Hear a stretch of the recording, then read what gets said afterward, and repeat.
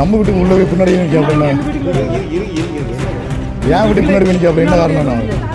Lock பண்ணியிருக்காங்க, என்ன வெளியே சொல்லக்கூடாங்க, தப்பா என்ன கம்ப்ளைண்டா எதுக்கு வந்தீங்கன்னு சொல்லுங்க. இல்ல மச்சுப்படி எதுக்கு மச்சுப்படி உள்ளோடி இருக்காங்க? மச்சுப்படி அது மேல அந்த மேல ஏக் யாருங்க என்ன சொல்லாம தெரியும். பொதுமக்களை காக்க வேண்டிய காவலரை பூட்டிய வீட்டுக்குள் பதுங்கினாரா என போராட்டத்தில் ஈடுபட்ட பொதுமக்கள்.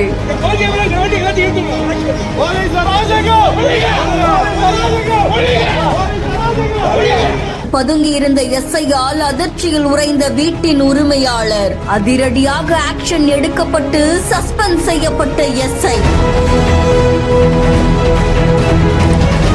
தென்காசி மாவட்டம் VK புதூர் காவல் நிலையத்துல எஸ்ஐயா பணியாற்றிட்டு வரவங்க தான் சதீஷ்குமார் அப்படின்றவரு. இவர் கடந்த 18ஆம் தேதி வீராணம் மெயின் ரோட்ல தான் தோன்றி அம்மன் கோவில் பக்கத்துல இருக்கக்கூடிய ஒரு பூட்டிய வீட்டுக்குள்ள பதுங்கி இருந்திருக்காங்களாமா. இதை தொடர்ந்து சம்பந்தப்பட்ட வீட்டுடைய உரிமையாளர் கதவை திறந்து பார்த்த உடனே எஸ்ஐ சதீஷ்குமார் அவருடைய பைக் அங்கேயே விட்டுட்டு மற்றொரு காவலரான கார்த்திக் அப்படின்றவருடைய பைக்ல அங்கிருந்து கிளம்பிட்டாங்களாமா. இது தெரிந்த வீராணம் ஊர் மக்கள் உடனே எஸ்ஐ சதீஷ்குமாரை சஸ்பெண்ட் செய்யணும் அப்படின்னு சொல்லி அந்த பகுதியில திரண்டு கிட்டத்தட்ட 3 மணி நேரம் மறியல் போராட்டத்தில் ஈடுபட்டிருக்காங்க. அந்த பொதுமக்கள் கிட்ட தென்காசி மாவட்ட ADSP வேணுகோபால், ஆலங்குளம் DSP ஜெயபால் பர்னாபஸ் அப்படின்றவங்க பேச்சுவார்த்தை நடத்தியிருக்காங்க. அதை தொடர்ந்து நியாயமான முறையில விசாரணை நடத்தப்பட்டு எஸ்ஐ மீது நடவடிக்கை எடுக்கிறதா உறுதி அளித்ததை தொடர்ந்து பொதுமக்கள் அங்கிருந்து கிளம்பினதாகவும் சொல்லப்படுது. இதை தொடர்ந்து எஸ்ஐ சதீஷ்குமார் கிட்ட துறை ரீதியா விசாரணை நடத்தப்பட்டிருக்காமா. அதை தொடர்ந்து அவரை சஸ்பெண்ட் செஞ்சதாகவும் கூறப்படுது. இதே மாதிரி எஸ்ஐக்கு உதவியா இருந்த காவலர் கார்த்திகையும்